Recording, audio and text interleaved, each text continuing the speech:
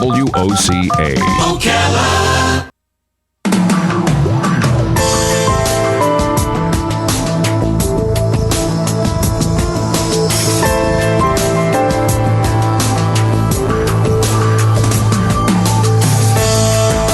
All right, 5 minutes after 10 o'clock. Thank you for tuning in this Monday morning. We're going to learn something that I didn't even know we needed to learn. James Hoyne is in the studio with his dad, Butch Hoyne, who I found out is Herb Hoyne, correct? It's Herb? Yes, and James is living with, help me pronounce this now, how do you say that? Tracheoesophageal fistula. Thank you. And I'll have you explain that rather than me try to work my way through this. But anyway, James is here. You don't eat at all? Everything's through a tube? Is that right?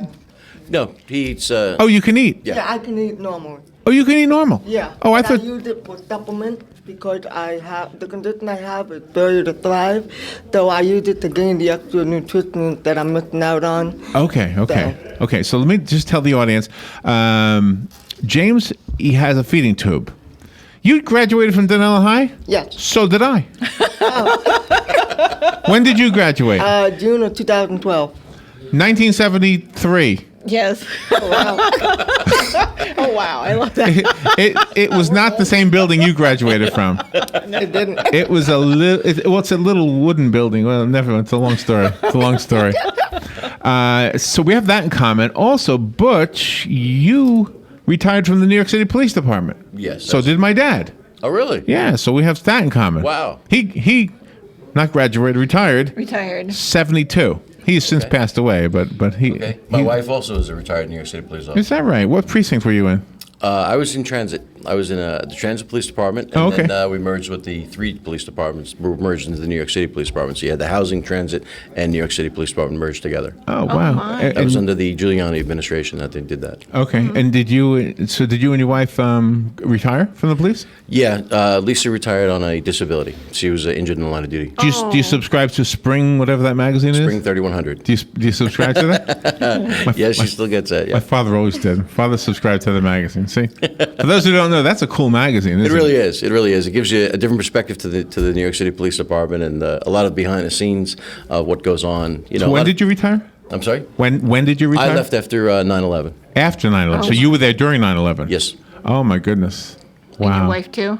My wife retired prior to that. She was in a police car that was struck by an ambulance, and the ambulance actually nearly severed the police car in half. Oh, my God. So she took the brunt of the impact. Oh my and she goodness. You've said, had your share. Yeah, we know doctors well. So is James your only child, or do you have other children? No, we have another son named Tyler. Tyler's in a student senior at a Westport. senior at Westport right now. Oh, he's a senior at nice. Westport. Okay. He's a county wrestling champion. Wow. Well, So- nice to get to know you.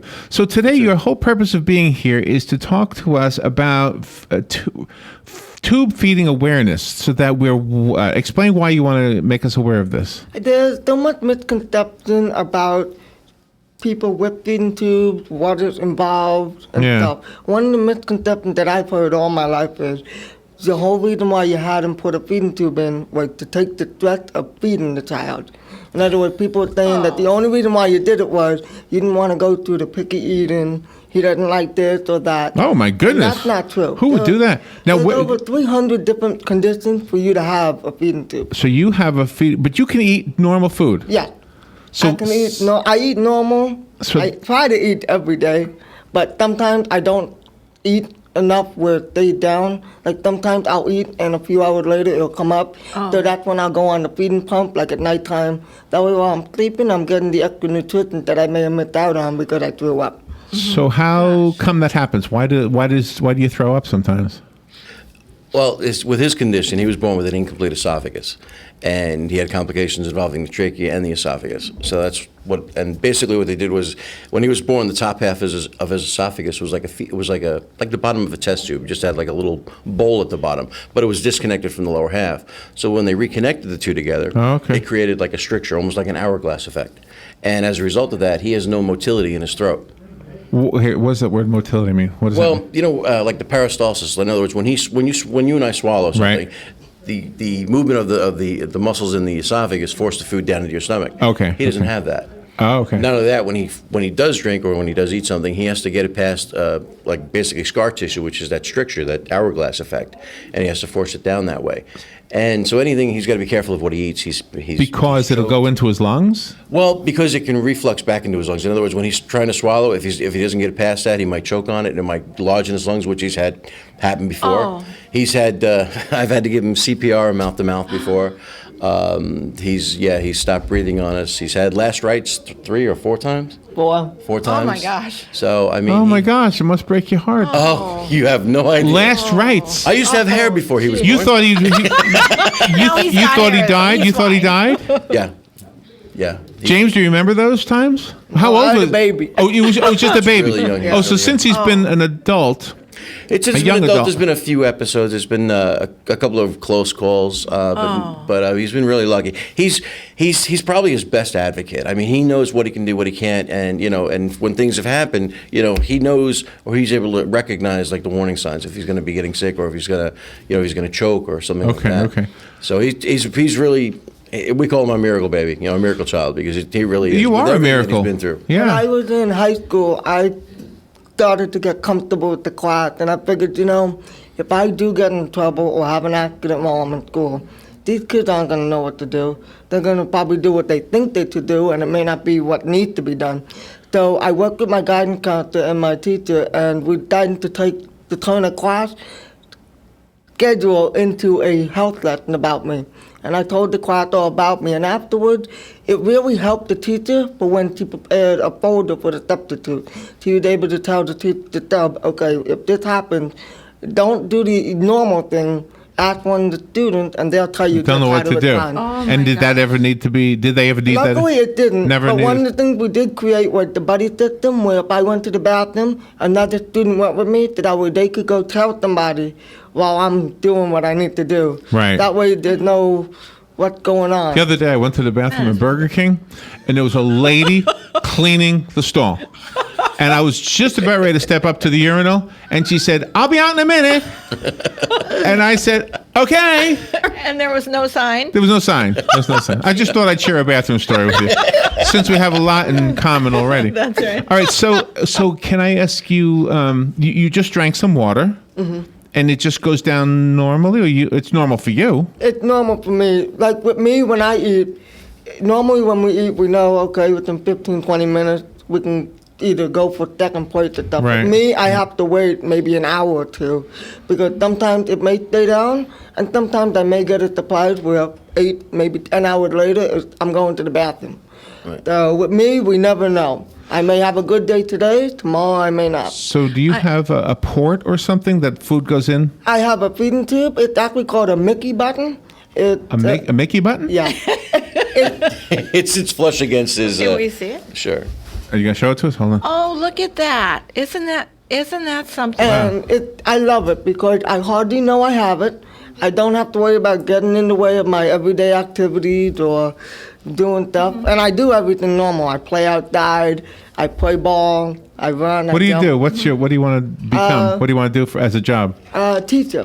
wanna I'm be- studying oh, to be wow. with a special education endorsement. I want to be a special ed teacher. Wow. But I've been through the system, and there are so many problems out there, and I want to be able to be a teacher who can turn what I've had, my bad experiences, and turn it into a positive. Wow, you're And that's one of the great reasons when we heard that you ran for school board. Yeah. I mean, you really had a lot of wonderful insight on this. Yes, I did. How come you didn't come in here to campaign? We would have talked about you. You should have come in here. We should have. And I think we talked about it, and it was just one of those things where it was just, we just never did for some reason. I don't know why. And it could have been for a variety of reasons. Right, from right. him to my wife, Right. or, God knows what. Well, if you ever do it again, we have an open door policy to all candidates. You have a Thank you. free one free shot, and after that, you got to get campaign money. Thank you. What's really another impressive thing about you is that you had mentioned that you developed a camaraderie between the students in your class. Yeah. So, you treat each other as equals. And that's one thing. I'm comfortable around people, but it takes me a while to get really comfortable to be open. I mean, I am open already about my health. I have no problem. But with this particular class, I figured, okay, I've known them. Most 90% of the students in it were my friends from middle and elementary school. Wow. And I figured, you know what? They probably heard bits and pieces about me, but they probably don't know anything what to do. They probably think, okay, you're joking, do CPR or the Heimlich. When really, the Heimlich can be done on me as a last resort, but not as a first resort. So I figured, you know what, let them know now when it's fresh and early in the school year, because you never know what's going to happen. You never know when they're going to come to school and there may be a substitute. Your dad said you're legally deaf, right? Yeah. But you can hear us pretty good. Yeah. Is that because we're loud? Yeah. Is that, or are you reading my lips? Are you reading my lips? Both. I'm trying to read it. Can you see my lips? I got the monitor in the way. Do I need? I can see a little bit. You can tell what I'm saying. You're actually amazing. Absolutely. Very amazing. And I taught myself how to lip read. What I used to do is I used to mute the television, turn the captions off, and try to see if I can pick up on what they said. Really? You're amazing. Let me see if I'm going to lip for something, and you tell me what I'm saying. Ready? Okay. Ready? What did I say? I missed it. We have to take a break. Yes, we have to take a break. Yes. You're right. You're right. Good job for He your told dad. me. You knew what we. I didn't even know what he was saying. I was trying to figure it out. That was good. All right, we do have to take a break, and we do have somebody on the line. If you're on the line, hang on there. I'm going to take you next, so we'll take a break and be right back. Hi, this is Vanessa Lane Jennings with the Jennings Law Firm, located here in beautiful Ocala. Join me every single Friday at 10:30 for Legal Lane. We'll be discussing various legal topics such as family law, criminal law, contracts, and much more. So this is your chance to call in with your legal questions and have them answered. That's every Friday, 10:30, right here, WOCA The Source.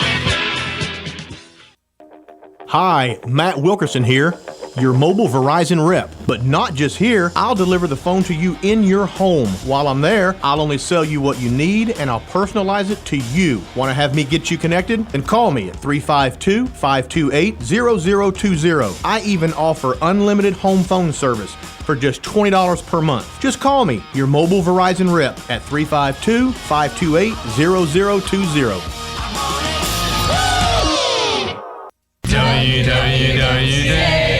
WWWOCA,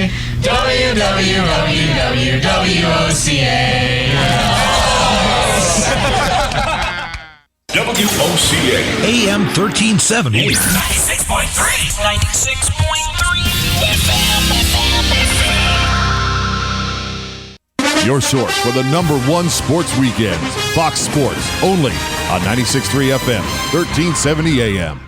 Ocala's premier active adult community has done it again. On Top of the World introduces Indigo East, our newest single-family homes designed for the way active adults live, from just $149,990. You're hearing this correctly. Brand new homes from just $149,990. Join us on March 12th from 10 a.m. to 4 p.m. and see these 5 all-new amazing floor plans for yourself. This is your chance to own a new 2 or 3 bedroom, 2-car garage, single-family home from $149,990. That includes granite countertops in your kitchen and baths, LED lighting throughout, a Whirlpool appliance package, and too many energy-saving features to mention. Don't miss out on this incredible event at Indigo East by On Top of the World. March 12th only. Visit our new Sales and Model Center. Take State Road 200 west of I-75 right on Southwest 80th Avenue. Or visit us online at ontopoftheworld.com. That's ontopoftheworld.com. Restrictions apply. Subject to change without notice. See a sales counselor for full details. Equal housing opportunity.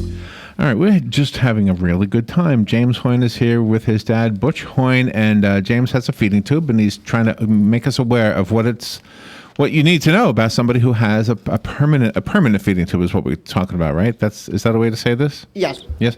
And we do have a phone call. Somebody's been waiting patiently to say hi or ask a question. Good morning. Thank you for calling and for waiting. You're on the air. Oh, no problem. Good morning. Hi, James. Hi. James, I'm looking forward to hearing in the future that you've received the Golden Apple Award for your teaching. Okay. Oh, that'd be great. That would be nice. And Dad, great save on that. Got to go to the break. Yeah, Larry, he did good. Larry, here's a tip for lip reading. Give the person some context first, like, okay, here's a dessert, and then, go from there. But lip reading is so tough. So listen, you are amazing. So I love listening to you. Thank you. Thank you. Thank you. Thank you for calling. That was very nice. Thank you. During the break, you said something that I want the audience to know, because I think this talks to the whole point of you being here. When you were going to school, when you first moved down here from New York, they wanted to put James into Hillcrest. Yes. Correct. Hillcrest is a beautiful school. It's a lovely, oh gosh, Rob and I have played music there for them several times, not lately, but it's just beautiful. But it's not the right group of students for him. It's not the right group of students. He's not in any way needing that kind of a facility. That's exactly right. And that speaks to the misconception that the principal had about James's condition, saying, oh, he has a feeding tube. Oh, he can't be in here with mainstream students. He needs to be in a facility like that. When it's not the case at all. I mean, there are many people that have feeding tubes. I mean, adults, children, and there's I think there's around 500,000 people that have feeding tubes in the country. So if you think about that, if the average family has 4 people in it, that's 2 million. It's 2 million people that have direct contact with somebody that has a feeding tube. That's a lot of people in this country. Yeah, and most of us wouldn't know. I wouldn't know you had a feeding tube if you didn't tell me. Right. Right. Exactly. Yeah. And you only use it at night. It's not. You're not going to go into the food court and hook up, are you? No. I don't use it just at night. I use it at any time. Oh, anytime you want to. Sometimes. What do you hook up to it? Like Ensure or something like that? I can use Ensure. I can use Pediasure, Boost, Milk. Booze. Yeah. I can use anything. Boost, not booze. Oh, I thought you said booze. Not booze. There's a supplement that a lot of people with feeding tubes have called Dulcolax, which is Duocal, excuse me. Duocal, which is a powder, and it adds protein and other supplements that he can take. Okay. I thought you said booze. Good thing Robin caught it, because you said yeah. I said booze, and you said yeah. I'll have a beer right here. Put it into the tube. So it's the concern of the schools, just to kind of take their side for a second, or to understand their side, not to take it, because you're educating us. That's the important message here. Is it that they fear there's going to be an infection, or that there's an opening to the body that's not natural? What is the fear? Well, I think for them it's somebody pictures a feeding tube, they picture something going through somebody's nose, or this long cord that they have to drag around with them. And when that's not the case at all. In James's case, he's got a port that he just hooks up to. And I think a lot of the misconception is, just that there's like a half a dozen kinds of feeding tubes that people can have, and they all have different functions. And depending on the severity or the kind of condition that you have is depending on what kind of feeding tube you'll be equipped with. So for them, it's just a misconception. It's a lack of education on their part with respect to the feeding tube, what kind it is, and that's what we had to do. He literally had to come in, and we had to say, wait a minute, no, he can go into mainstream classes. Good for you for being strong about that. Yeah, you have to be. Was he old enough to go to school in New York? Oh yeah, he was. We moved down here when he was 11. Yeah. Oh, okay. So you were in the school system up there? Yeah. And they had no problem with it? They had no problem with it at all. He was in mainstream They classes were up more there. open up there than they were down here. We never made any excuses for him. We never gave him an excuse to, I can't do this or I can't do that because he has it. No, you have to toe the line just like everybody else. But do you do the things like football? You don't do that, do you? No, but I do wrestle and play with my You brother. wrestle? I do a certain extent. But you're a swimmer, too. Yeah. From what I understand. And I also did fencing for about 1.5 years. What was that? Fencing. Oh, fencing. Oh, my gosh. And he was actually quite good at it. We used to drive to Gainesville every Saturday morning, and he was in a fencing club up there. Yeah. And the gentleman was very good. He was a former Olympian, and he was really good because for fencing, you need to blade your body, and because James is so slight, he had a much easier time, and he had a much easier time scoring points. A lot of the older kids. What do you do with your body? You bleed it? You blade it. In other words, you blade your body. Right. So okay. you're using, you're going at somebody like from the side. Okay. And so with him being so slight, he's got a much smaller target. Right. And because he's shorter, he's had a much easier time scoring points on other people that were having trouble scoring points on him. You're a great dad. I love the love that I see in both of you. I mean, you obviously love each other. That's beautiful. Isn't that a beautiful thing, Robin? It's very beautiful. Thank you. It just warms my heart. So you can swim because the hole closes up. I can swim and... I have a dumb question. Okay. Does the other end of the tube go to your stomach? Yes. Okay. So do you feel full when you eat that way? Sometimes I do, sometimes I don't.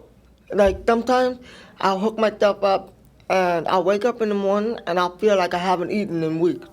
Or sometimes I'll hook myself up and maybe an hour or two into it, I'm full.